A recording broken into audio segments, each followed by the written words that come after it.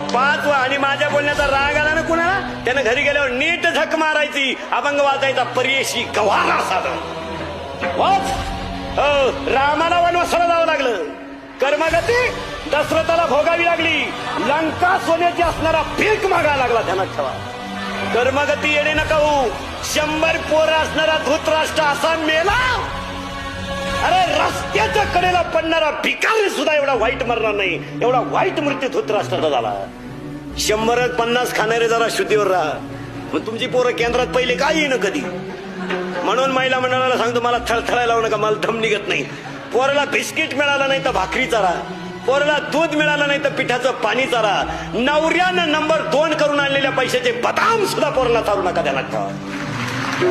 हो, आणि जर चाराल तुमची अख्खी खानदान बर्बाद झाल्याशिवाय राहणार नाही. एक सुद्धा शिल्लक सुईचं येणार नाही, अशी उरफाटी तिरफाटी येणार. तुम्ही श्रीमंताच्या घरात जा, 4-4 भाज्या आहे, कोण उभ्यानं मुततो, कोण वाकून मुकतो, कोण पुढं कणतो, मग नळीनं संडास घालायची पाली, ती संडासच नाही जातो. मोकार रोगी त्याला, एकाला नुसतं मीठ, एकाला काहीच नाही, एकाला नुसतं पाणी, पाण्यातच काही नाही. वाक्य लिहून घ्या, मरेपर्यंत ध्यानात ठेवा. आसुरी संपत्ती कधी सुखानं जगू देत नाही आणि नीतीची लक्ष्मी कधी धोका देत नाही. ध्यानात ठेवा.